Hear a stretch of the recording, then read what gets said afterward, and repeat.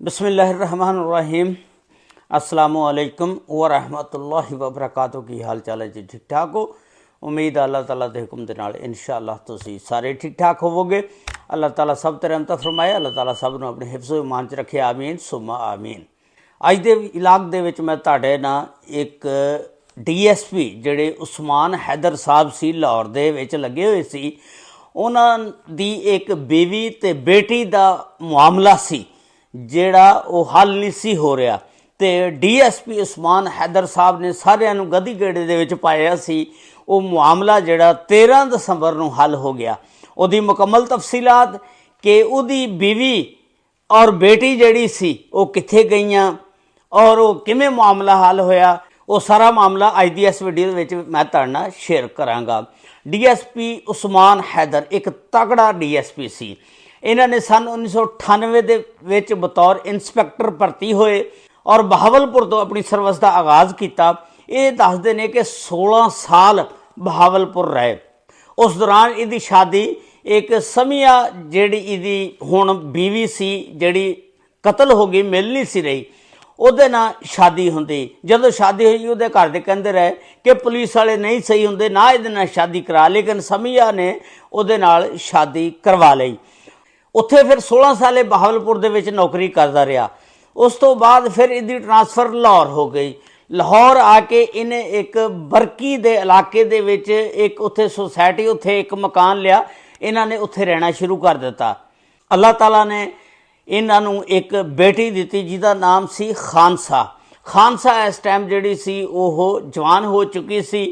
ते ये जिहड़ी बेटी सी ना अपनी माँ की बड़ी सैड लैंदी हुंदी सी। ये जिहड़े DSP सी उस्मान हैदर साहब, इन्होंने दूजी भी शादी कराई हुई सी। वो दसदे ने कि इस तरह होया कि एक प्लाट का कोई चक्कर सी जिहड़ा पहला वो समिया दे नाम सी 10 मरले का, वो DSP उस्मान हैदर साहब ने वेचता सी, जिहदी वजह नाल घरदियां दा उहदे नाल लड़ाई झगड़ा रहिंदा सी। हुण इहदी बीवी जिहड़ी समिया कहंदी वो 10 मरले का प्लाट कित्थे वेचिया, वो प्लाट मैनूं दोबारा लैके उही दे या मैनूं पैसे दे कित्थे। इहने कहा कि मेरे भरा दी शादी सी ते मैं उस शादी दे उत्ते ला दिता। वो समझदी रही कि इन्हें जिहड़ी इहदी दूसरी बीवी आ उहनूं देता ये जिन्ना भी पैसा सी ये प्लाट वेच के। ये DSP साहब ने 2 शादियां कराइयां होईयां सी। खैर ये प्लाट की वजह के नाल ना काफ़ी झगड़ा जिहड़ा हुंदा रहा, वाधा रहा। ते एक दिन 27 सितंबर नूं DSP उस्मान हैदर साहब जिस वेले घर आते ने ये रौला बन जाता। तो उत्थे ना बच्ची भी विच आके इनू अपनी वालदा नूं छड़वांदी, वो मारदा मूरदा। तो उन्हें ना गुस्सा चढ़िया तो उन्हें इन्हां दोनों नूं मार दिता। बच्ची नूं भी अपनी नूं खानसा जी का नाम सी ते नाल बेगम नूं समिया नूं। ते जिस वेले मारता मार के आप ये उदों थाणा कान्हा दे विच DSP लगा होया सी। ते इन्हें ना लाशां नूं एक जिहड़ी लाश आ कान्हे रोही नाले दे विच सुੱਟ ਦਿੱਤੀ ते एक जिहड़ी आ फिरोज वाला जाके सुੱਟ आया। ते चूंकि अपने इलाके दे विच लगा सी DSP, इन्हें ना उन्हां लाशां दे उत्ते नज़र भी रखी, उन्हां दी रैकी भी करता रहा। फिर ना कोई चंद दिन बाद वो लाशां लूशां नूं चुक के शनाख्त नहीं सी उन्हां दी हुंदी ते इन्हें ना वो लाशां नूं कढ के ते अमानतन दफनाता जी। तो एक FIR दर्ज थाने दे विच करती जी, लाशां मिलियां तो इन्हें वो मुद्दा ही गायब करता। उस तो बाद ना कोई आया मगर तो ना कोई चढ़िया। उस तो बाद इहदी साली है एक तहमीना शौकत, वो इहदे घर आंदी आ, आके पुछदी आ कि भाईजान कित्थे गए ने, घर दे नज़र नहीं आ रहे। DSP उस्मान हैदर कहंदा कि मैं तो खुद लभ रहा, मिल नहीं रही, पता नहीं कित्थे गईयां।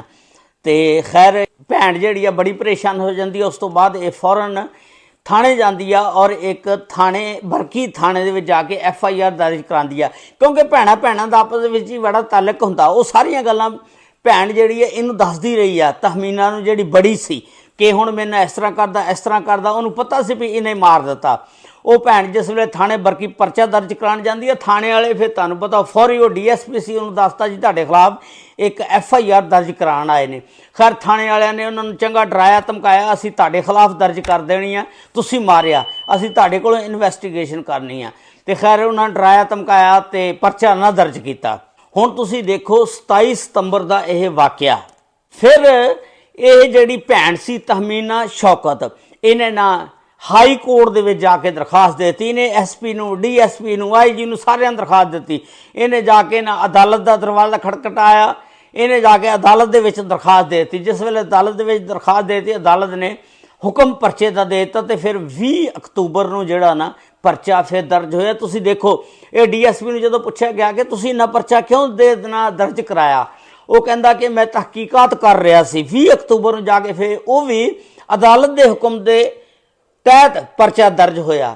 ਤੇ ਫਿਰ ਜਿਸ ਵੇਲੇ ਪਰਚਾ ਦਰਜ ਹੋਇਆ, IG ਪੰਜਾਬ ਸਾਹਿਬ ਨੇ ਫਿਰ ਹੁਕਮ ਦੇ ਦਿੱਤਾ ਕਿ ਉਹਦੇ ਵਿੱਚ 4 DSP 2 SP ਤੇ ਇਹਨਾਂ ਦੀ ਡਿਊਟੀ ਲਾਤੀ ਕਿ ਤਹਿਕੀਕਾਤ ਕਰੋ। ਤੇ ਫਿਰ ਉਹ ਜਿਹੜੀ ਫੋਰੈਂਸਿਕ ਰਿਪੋਰਟ ਜਿਹੜੀ ਹੈ ਨਾ ਕੀਤੀ, ਅਸਲ ਜਿੱਥੋਂ ਇਹ ਫੜਿਆ ਗਿਆ, ਇਹਦੇ ਘਰ ਦੇ ਫਿਰ ਬੈੱਡ ਦੀ ਫੋਰੈਂਸਿਕ ਰਿਪੋਰਟ ਕਰਵਾਈ, ਦਰਵਾਜ਼ਿਆਂ ਦੀ, ਹਰ ਚੀਜ਼ ਤੋਂ। ਫਿਰ ਉਹ ਫੋਰੈਂਸਿਕ ਰਿਪੋਰਟ ਜਿਸ ਵੇਲੇ ਆਈ, ਉਹਦੇ ਤੋਂ ਪਤਾ ਚੱਲਿਆ ਕਿ ਉਹ ਖੂਨ ਦੇ ਛਿੱਟੇ ਉੱਥੇ ਪਏ ਨੇ। ਤੇ ਉਸ ਤੋਂ ਫਿਰ ਪੁਲਿਸ ਨੂੰ ਸ਼ੱਕ ਪੈ ਗਈ, ਖੂਨ ਦੇ ਛਿੱਟੇ ਤਾਂ ਕਹਿੰਦਾ ਅਗਵਾ ਹੋ ਗਈਆਂ ਤੇ ਜਾਂ ਕੋਈ ਫੜ ਕੇ ਲੈ ਗਿਆ ਜਾਂ ਕਿੱਧਰ ਗਈਆਂ। ਖੂਨ ਦੇ ਛਿੱਟੇ ਜਿਸ ਵੇਲੇ ਘਰੋਂ ਨਮੂਨੇ ਮਿਲੇ ਤੇ ਪੁਲਿਸ ਨੇ ਫਿਰ ਬਸ ਉਹ ਜਿਹੜੇ 4 DSP ਸੀ 2 SP ਸੀ, ਉਹਨਾਂ ਨੇ ਇਹਨੂੰ 13 ਦਸੰਬਰ ਨੂੰ ਗ੍ਰਿਫਤਾਰ ਕਰ ਲਿਆ। ਔਰ ਗ੍ਰਿਫਤਾਰ ਕਰਕੇ ਤੇ ਜਿਸ ਵੇਲੇ ਇਹਨੂੰ ਪੁੱਛਿਆ ਗਿੱਛਿਆ ਤੇ ਇਹਨੇ ਇਕਬਾਲੇ ਜੁਰਮ ਕਰ ਲਿਆ ਕਿ ਉਹਨਾਂ ਨੂੰ ਮੈਂ ਖੁਦ ਮਾਰਿਆ। ਔਰ ਫਿਰ ਉਸ ਟਾਈਮ ਇਹ ਹਾਜ਼ਰ ਮੌਕੇ ਦਾ DSP ਸੀ ਤੇ ਉਹਨਾਂ ਦੀਆਂ ਲਾਸ਼ਾਂ ਨੂੰ ਅਮਾਨਤਨ ਦਫਨਾਤਾ ਸੀ। ਤੇ ਇਸ ਤਰ੍ਹਾਂ ਇਹ ਜਿਹੜਾ ਸੀ ਪਰਦਾ ਚਾਕ ਹੋ ਗਿਆ, ਸਾਹਮਣੇ ਆ ਗਿਆ ਸਾਰਾ ਕੁਝ। DSP ਆਪੇ ਸਾਰਾ ਕੁਝ ਫਰ ਬੋਲਣ ਲੱਗ ਪਿਆ। ਜਦੋਂ ਇਨਵੈਸਟੀਗੇਸ਼ਨ ਹੋਈ, ਅਸਲ ਪਰਦਾ ਚਾਕ ਉਦੋਂ ਹੋਇਆ ਜਦੋਂ ਫੋਰੈਂਸਿਕ ਰਿਪੋਰਟ ਆਈ ਤੇ ਫਿਰ ਇਸ ਤਰ੍ਹਾਂ ਉਸ DSP ਨੂੰ ਫੜ ਲਿਆ। ਤੇ DSP ਨੇ ਦੂਜੀ ਸ਼ਾਦੀ ਵੀ ਕਰਾਈ ਆ। ਤੇ ਤੁਸੀਂ ਇਹ ਵਾਕਿਆ ਸੀ ਜਿਹੜਾ ਬੜਾ ਹੀ ਦਿਲਖਰਾਸ਼ ਸੀ ਕਿ ਇੱਕ DSP ਆਪਣੀ ਬੇਟੀ ਤੇ ਔਰ ਬੇਗਮ ਨੂੰ ਮਾਰ ਦਿੰਦਾ। ਅੱਲਾਹ ਤਾਲਾ ਉਹਨਾਂ ਨੂੰ ਜੰਨਤੁਲ ਫਿਰਦੌਸ ਦੇ ਵਿੱਚ ਜਗ੍ਹਾ ਤਾ ਫਰਮਾਏ। ਹੁਣ ਇਹ ਕਾਨੂੰਨ ਫੈਸਲਾ ਕਰੇਗਾ, DSP ਨੂੰ ਫੜ ਲਿਆ ਕਿ ਇਹਦੇ ਉੱਤੇ ਕਿਹੜੀ ਸਜ਼ਾ ਲੱਗਦੀ ਹੈ, ਕੀ ਹੋਏਗਾ। ਹੁਣ ਅੱਗੇ ਚੱਲ ਕੇ ਸਾਰਾ ਕੁਝ ਪਤਾ ਚੱਲੇਗਾ। ਇਹਨੂੰ 13 ਦਸੰਬਰ ਨੂੰ ਫੜ ਲਿਆ ਹੁਣ ਇਸ DSP ਨੂੰ। ਤੇ ਅੱਲਾਹ ਤਾਲਾ ਸਭ ਤੇ ਰਹਿਮਤ ਫਰਮਾਏ। ਅੱਲਾਹ ਤਾਲਾ ਸਭ ਨੂੰ ਆਪਣੇ ਹਿਫਜ਼ੋ ਮਾਨ 'ਚ ਰੱਖੇ। अस्सलामु अलैकुम व रहमतुल्लाहि व बरकातुहू।